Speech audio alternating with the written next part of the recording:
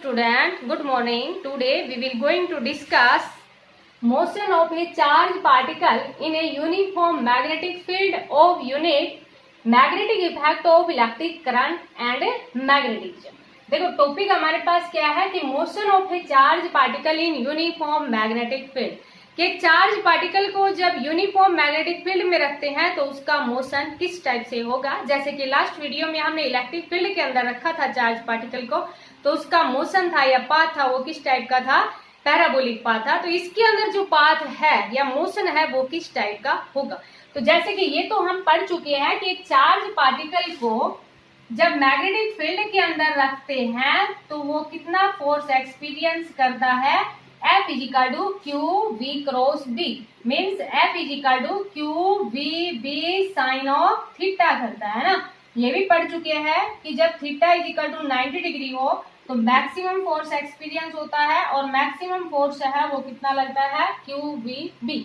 Means जब charge particle है उसको किसी वेलोसिटी के साथ perpendicular to direction of magnetic field रखते हैं तो मैक्सिमम फोर्स है वो एक्सपीरियंस होता है। तो मीन्स यहाँ पर जो मैग्नेटिक फील्ड है वो कौन सी डायरेक्शन के अंदर लेंगे, परपेंडिकुलर डायरेक्शन के अंदर लेंगे, means perpendicular to plane of paper लेंगे और एक चार्ज पार्टिकल को मैग्नेटिक फील्ड के अंदर रखेंगे। तो यहाँ पर देखो स्टार्टिंग में हम मान लेते हैं कि let us consider a charge particle, let us consider, काफी इंपोर्टेंट आर्टिकल है ये, let us consider a charged particle having charge q placed in magnetic field b, in magnetic field b। अब देखो यहाँ पर आपके पास कुछ रट्टे नहीं माना, जैसे हम डिस्कस कर चुके हैं कि साइन थीटा मीन्स कुछ एंगल होता है ना। तो यहाँ पर भी हम क्या करेंगे कि चार्ज पार्टिकल को किसी एंगल के साथ मैग्नेटिक फील्ड के अंदर रखेंगे। तो पहले देखो आपको डायग्राम समझाते हैं, उसके बाद में बताएंगे कैसे क्या लिखना है। तो जैसे स्टार्टिंग में हमने क्या ले लिया कि एक यूनिफॉर्म मैग्नेटिक फील्ड ले लिया। ये हमारे पास क्या है, यूनिफॉर्म मैग्नेटिक फील्ड है। यूनिफॉर्म मैग्नेटिक फील्ड ये perpendicular to plane of paper है, देखो इस टाइप से है, ये अभी हम समझाएंगे आपको। जब इनवर्ड डायरेक्शन में हो ना, इस तरह से है, इनवर्ड डायरेक्शन में है, means perpendicular to plane of paper है, इस टाइप से मैग्नेटिक फील्ड है। और मैग्नेटिक फील्ड के अंदर अब पेपर पे इस तरह से हमने रिप्रेजेंट कर दिया, वैसे क्या है, perpendicular to plane of paper ही है हमारे पास ये। तो जो perpendicular to plane of paper के अंदर एक चार्ज पार्टिकल को रखा जाता है तो मैक्सिमम फोर्स एक्सपीरियंस होता है, और वो अभी आपको बताया कितना होता है, F is equal to Q we B. और जब फोर्स एक्सपीरियंस होगा तो पार्टिकल है वो एक्सेलरेट करेगा, मींस उसका कुछ एक्सेलरेशन होगा, तो उसका पाथ है वो किस टाइप से होगा। तो जैसे कि अभी ये समझाते हैं उससे पहले ही देखो कि पेपर पे इस तरह से हमने रिप्रेजेंट कर दिया कि ये हमारे पास क्या है, यूनिफॉर्म मैग्नेटिक फील्ड है। अब एक चार्ज पार्टिकल को, जैसे कि चार्ज पार्टिकल है उसको हमने रख लिया कि वो it makes an angle theta, कि वो कितना एंगल बना रहा है, कोई भी एंगल थीटा बना। जब भी एंगल थीटा बनाता है तो रेक्टेंगल कंपोनेंट में डिसोल्व करते हैं, और रेक्टेंगल कंपोनेंट में डिसोल्व करते हैं तो ये तो हमारे पास हॉरिजॉन्टली कंपोनेंट हो जाता है, और इस डायरेक्शन में हमारे पास क्या हो जाता है, वर्टिकली कंपोनेंट। तो देखो ये यहाँ पर जब हॉरिजॉन्टली डायरेक्शन की बात करते हैं ना, ये चार्ज पार्टिकल है, स्टार्टिंग में देखो क्या लिखे हैं, let us consider a charge particle having charge q placed in magnetic field b, it makes an angle theta with the direction of magnetic field। बस इतना लिखना है। अब जब एंगल थीटा है तो रेक्टेंगल कंपोनेंट में रिजोल्व कर दिया तो v cos theta horizontally component हो गया और v sin theta vertically component हो गया। तो यहाँ पर देखो due to the horizontally component या effect of horizontally component, effect of horizontally component, तो यहाँ हॉरिजॉन्टली कंपोनेंट है, तो हॉरिजॉन्टली कंपोनेंट के लिए थीटा इज इक्वल टू कितना है, 0। और जब थीटा इज इक्वल टू 0 हो तो वी नो दैट, अभी आपको बताया था कि फोर्स है वो कितना एक्सपीरियंस होता है, F is equal to Q B B sine of theta. और यहाँ पर theta is equal to 0, it means force is equal to 0, और force is equal to 0 means mass into acceleration 0, but mass never be 0। तो यहाँ से हम क्या कहेंगे, एक्सेलरेशन 0, और acceleration 0 it means v minus U is equal to 0, तो v is equal to u। तो पार्टिकल है वो स्टार्टिंग में जितनी वेलोसिटी देंगे उसी वेलोसिटी के साथ मूव करता रहेगा। तो इन हॉरिजेंटली डायरेक्शन के अंदर, या हम ये कहेंगे due to the horizontally component, जो आपके पास पाथ है चार्ज पार्टिकल का वो किस टाइप का हो जाएगा, स्ट्रेट लाइन। हॉरिजेंटली डायरेक्शन के अंदर जो पाथ है वो किस टाइप का हुआ, स्ट्रेट लाइन, कि ऐसे वो स्ट्रेट लाइन के साथ चलेगा, मीन स्ट्रेट पाथ के अंदर वो ऐसे सीधा चलेगा। अब हम वर्टिकली का देख लेते हैं। वर्टिकली डायरेक्शन में एंगल कितना बना रहा है, 90 डिग्री, और साइन 90 की वैल्यू कितनी होती है, 1। तो यहां से देखो जो फोर्स है वो कितना एक्सपीरियंस हो गया, F is equal to Q we B, और फोर्स इज इक्वल टू क्या होता है, mass into acceleration. In it means देखो पार्टिकल है वो क्या कर रहा है, एक्सेलरेट कर रहा है। और जो पार्टिकल जब मैग्नेटिक फील्ड के अंदर इन वर्टिकली डायरेक्शन के अंदर मींस जब 90 डिग्री का एंगल बना रहा है, 90 डिग्री का एंगल बनाने का मींस मैग्नेटिक फील्ड है वो परपेंडिकुलर है और चार्ज पार्टिकल है वो उस डायरेक्शन के अंदर रखते हैं, तो वो कितना फोर्स एक्सपीरियंस करता है, मींस उसकी डायरेक्शन क्या होगी, यही अभी हम देखेंगे। तो जब मैग्नेटिक फील्ड और चार्ज पार्टिकल है वो परपेंडिकुलर होते हैं तो पाथ कैसा होता है, सर्कुलर पाथ, यही अभी हम डिस्कस करें। तो देखो यहाँ पर फोर्स है वो 0 के इक्वल नहीं है, मींस चार्ज पार्टिकल है वो क्या कर रहा है, एक्सेलरेट कर रहा है। एक्सेलरेट मींस देखो यहाँ पर जब एक्सेलरेट करेगा तो एक्सेलरेशन इज इक्वल टू क्या होता है, चेंज इन वेलोसिटी। तो वेलोसिटी के अंदर चेंज होगा, लेकिन ये चीज ध्यान रखना कि यहाँ अगर वर्क डन की बात करते हैं ना तो work done is equal to क्या होता है, फोर्स मल्टीप्लाई डिस्प्लेसमेंट, और थीटा इज इक्वल टू कितना है, 90 डिग्री। तो वर्क डन 90 डिग्री कंडीशन में कितना होता है, 0। तो ये आप ध्यान रखना, इट कैन चेंज ओनली, ये काफी इंपोर्टेंट है, it can change only direction of magnetic field, क्या करेगा, sorry direction of a charge particle या direction of velocity, but can not change magnitude, but can not change magnitude of v. ये ध्यान रखना, ये वेलोसिटी के magnitude को change नहीं कर रहा, वेलोसिटी का मैग्नीट्यूड है वो उतना ही रहेगा।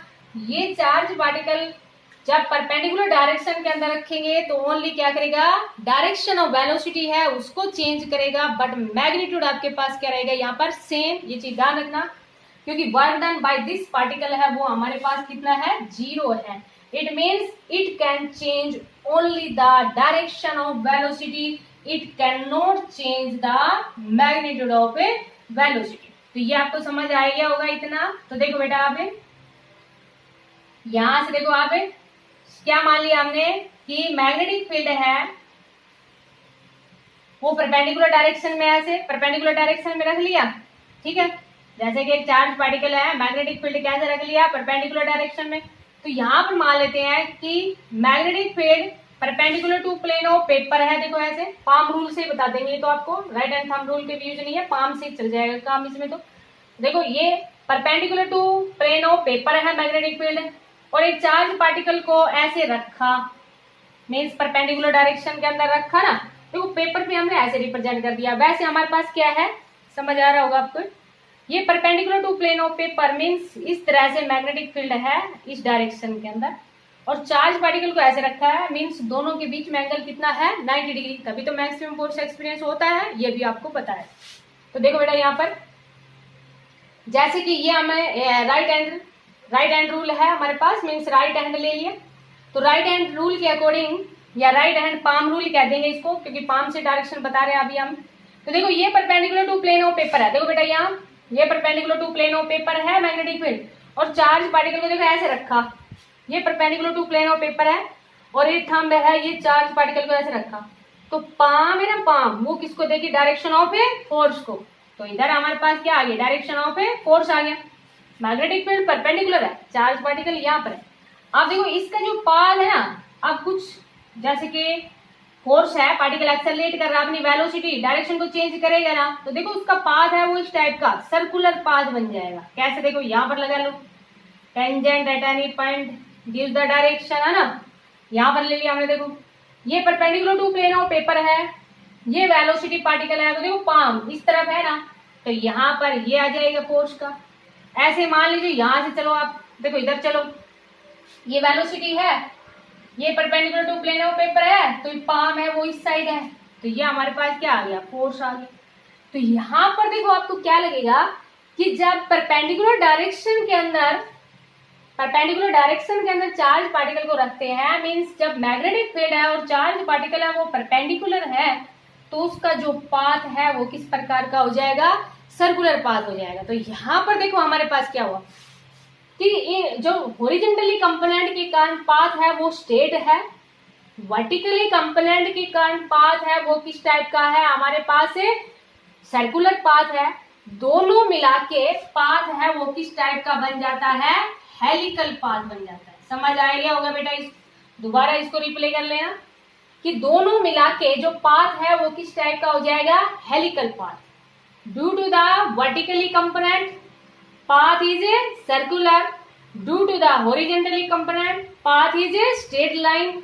दोनों को मिला के स्ट्रेट और वर्टिकली मीन्स देखो आगे भी चल रहा है और साथ में पाथ है वो किस टाइप का है, ऐसे सर्कुलर भी है। तो ये जो पाथ होता है इसको जस्ट हेलिक्स बोल दो, या जो पाथ है वो किस टाइप का हो गया, हेलिकल पाथ हो गया। अब देखो जब पार्टिकल ऐसे सर्कुलर के अंदर मूव करता है, तो ये हमने +1 में पढ़ा था कि हम फिर एंगुलर वेलोसिटी की बात करते हैं।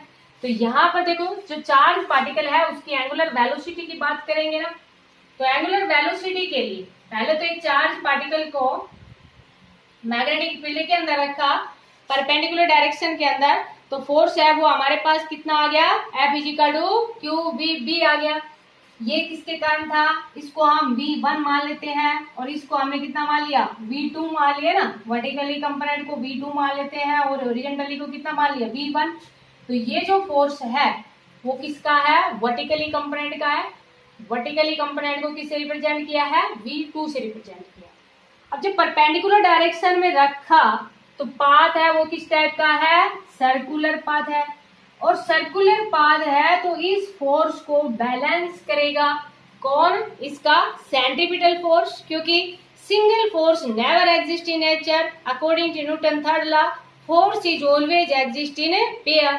सो यहाँ पर इस फोर्स को कौन बैलेंस करेगा, सेंट्रीपिटल फोर्स बैलेंस करेगा। और सेंट्रीपिटल फोर्स क्या होता है हमारे पास, mv²/r।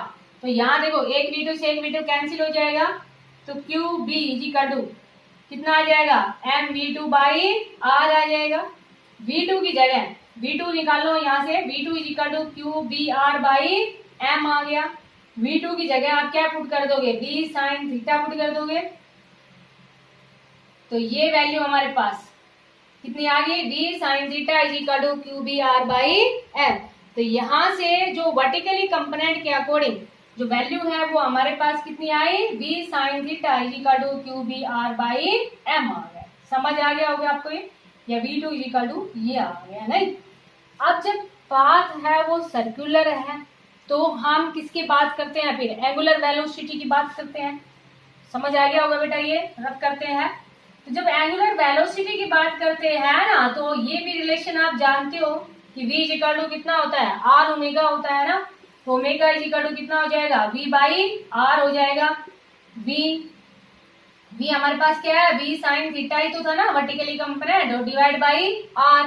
ये भी अभी हमने वैल्यू निकाली थी, उसको मिटा दिया था ना, दोबारा निकाल लेना बेटा, क्या थी वैल्यू वो, फोर्स तो कितना था QV2b, और ये वैल्यू किसके इक्वल आई थी, mv²/r की इक्वल आई थी। यहाँ से एक V2 से एक V2 कैंसिल हो गया था, दोबारा रिपीट कर दिया बेटा, ये QBr डिवाइड बाई m किसके इक्वल आ गया, V2 के इक्वल आ गया।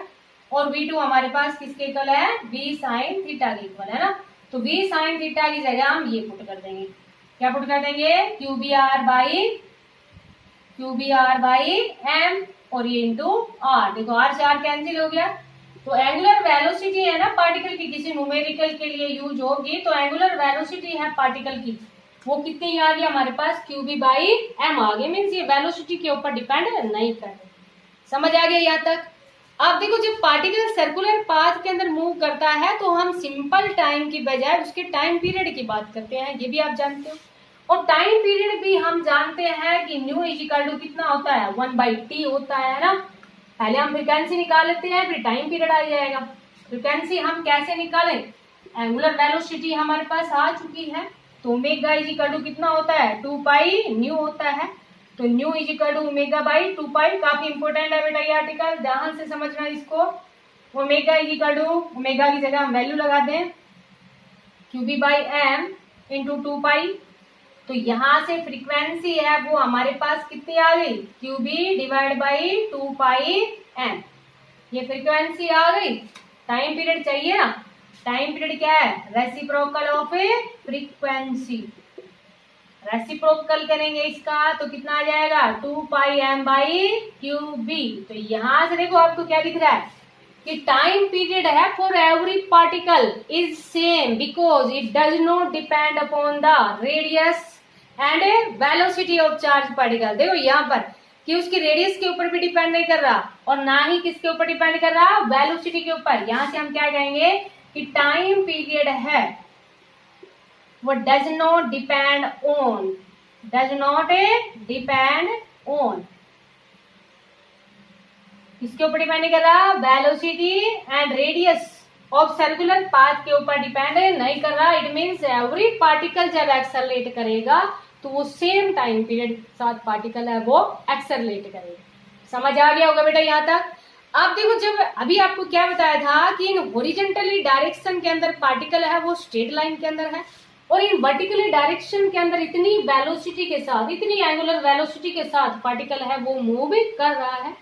तो हॉरिजॉन्टल डायरेक्शन के अंदर कई बार आपसे क्वेश्चन में और कुछ ना पूछ के ओनली इतना ही पूछ लिया जाता है कि हॉरिजॉन्टली डायरेक्शन में पार्टिकल ने कितनी डिस्टेंस कवर की। अब देखो हॉरिजॉन्टल डायरेक्शन में वेलोसिटी हमें पता ही है, वेलोसिटी हमें पता है, टाइम पीरियड हमने निकाल लिया। तो वेलोसिटी को टाइम से मल्टीप्लाई करते हैं तो क्या आ जाती है, distance covered by the particle आ जाती है हमारे पास। तो यहां से क्या है, कई बार क्वेश्चन इसी तरह से पूछ लिया जाता है, distance covered bye particle in horizontal direction, कि हॉरिजॉन्टल डायरेक्शन के अंदर पार्टिकल के द्वारा कितनी डिस्टेंस कवर की जाएगी। डिस्टेंस इज इक्वल टू क्या होती है, velocity multiply time, time period, क्योंकि यहाँ पर हमने क्या निकाल लिया, टाइम पीरियड। वेलोसिटी कितनी है, v cos थीटा, और टाइम हमने निकाला ना 2 पाई m बाई क्यूबी। तो distance covered by the particle in horizontal direction, horizontal direction में कितनी डिस्टेंस कवर करेगा particle, v cos theta multiply 2 pi m divide by Q B. या यहाँ पर कितना पुट कर दोगे, v1 इंटू टी। समझ आ गया बेटा यहाँ पर। तो देखो आपके पास आर्टिकल क्या था, motion of charge particle in uniform magnetic field. ध्यान रखना बेटा, आर्टिकल मोशन पूछा जाता है तब आपको ये करना है। अगर ये पूछा जाता है कि force on A charge particle in magnetic field, तो आपको जो फर्स्ट यूनिट में एक आर्टिकल करवाया था ना कि टू डिफाइन मैग्नेटिक फील्ड, पहले हम क्या निकालते हैं, मैग्नेटिक फील्ड को डिफाइन करने से के लिए हम क्या निकालते हैं, फोर्स निकालते हैं, और जो फोर्स आता है वहीं से हम मैग्नेटिक फील्ड को डिफाइन करते हैं। तो आपको वो आर्टिकल करना है। और motion of charge particle in uniform magnetic field पूछा जाता है तो आपको ये आर्टिकल करना है। काफी इंपोर्टेंट आर्टिकल है, अक्सर ये आपसे पूछा ही जाता है, ध्यान रखना। या तो आपसे ओनली इस तरह का सर्कुलर पाथ ही पूछ सकते हैं, जैसे ये पॉइंट पूछ सकते हैं, तो इनमें से कोई भी एक पॉइंट भी पूछा जा सकता है, या डायरेक्ट क्वेश्चन भी पूछा जा सकता है। अब इसके कुछ स्पेशल केसेस की बात करते हैं। तो समझ आ गया होगा बेटा कि हॉरिजॉन्टल डायरेक्शन में पाथ है वो स्ट्रेट है, और जब परपेंडिकुलर डायरेक्शन रखते हैं तो पाथ है वो किस प्रकार का है, सर्कुलर पाथ है। दोनों को मिला के कि हॉरिजॉन्टल में भी चल रहा है, डिस्टेंस कवर कर रहा है, और दूसरा सर्कुलर ऐसे चलता हुआ जा रहा है, तो दोनों को मिला के पाथ किस टाइप का हो जाएगा, हेलिकल पाथ। समझ आ गया होगा आपको बेटा। देखो आपके पास नेक्स्ट क्या है, इसके कुछ स्पेशल केसेस की बात करते हैं ना। तो स्पेशल केसेस के लिए देखो बेटा, आपके पास स्पेशल केसेस के लिए जब एक चार्ज पार्टिकल को मैग्नेटिक फील्ड में रखते हैं तो कितना फोर्स एक्सपीरियंस होता है, F is equal to Q we cross B, means F is equal to Q we B sine of theta. अब यहाँ पर एक charge particle placed in direction of magnetic field या anti direction of magnetic field means 180 degree, then force experienced by charge particle is zero, क्योंकि sine zero भी zero होता है और साइन 180 भी जीरो होता है। और ये पार्टिकल एट रेस्ट, ये आपको हम स्टार्टिंग में भी बता चुके हैं, फर्स्ट चैप्टर के अंदर भी आपको बताया था ये, कि जब चार्ज पार्टिकल रेस्ट में होता है तो ओनली इलेक्ट्रिक फील्ड प्रोड्यूस करता है, और जब चार्ज पार्टिकल मोशन में होता है तो दोनों प्रोड्यूस करता है, electric field as well as magnetic field. पहले भी हम डिस्कस कर चुके हैं।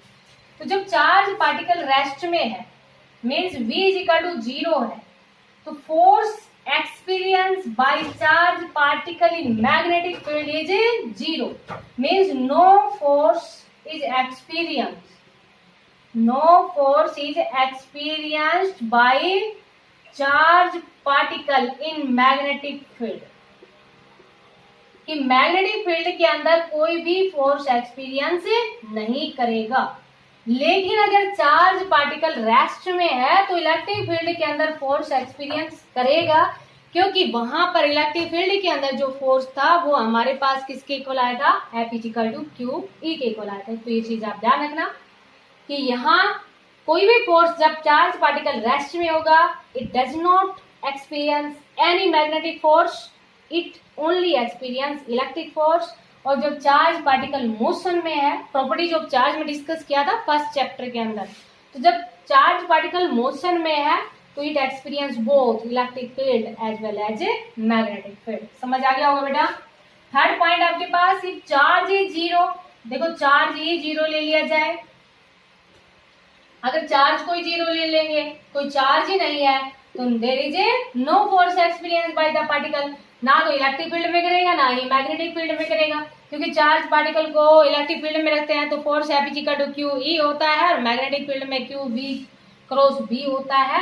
इट मीन्स जब चार्ज पार्टिकल चार्ज ही 0 है तो does not experience any force in electric and magnetic field. और जब theta is equal to 90 degree हो, मीन्स जब charge particle is placed perpendicular to the direction of magnetic field, then it experience maximum force, और maximum force experience करेगा वो कितना करेगा, Q B के इक्वल फोर्स है वो एक्सपीरियंस करेगा ना। अब यहाँ पर अगर इसको एक्सेलरेशन की फॉर्म में लिखना चाहो ना कि कितना एक्सेलरेशन लगेगा उसके ऊपर, देखो इसको तो बैलेंस कौन कर रहा था, इसका सेंट्रीपिटल फोर्स कर रहा था ना, क्योंकि वो सर्कुलर पाथ के अंदर था। लेकिन जनरली एक्सेलरेशन की बात करो तो फोर्स इज इक्वल टू क्या होता है, मास इंटू एक्सेलरेशन होता है ना। तो कितना एक्सेलरेशन होगा, तो कितना हो जाएगा, A is equal to Q we B by M.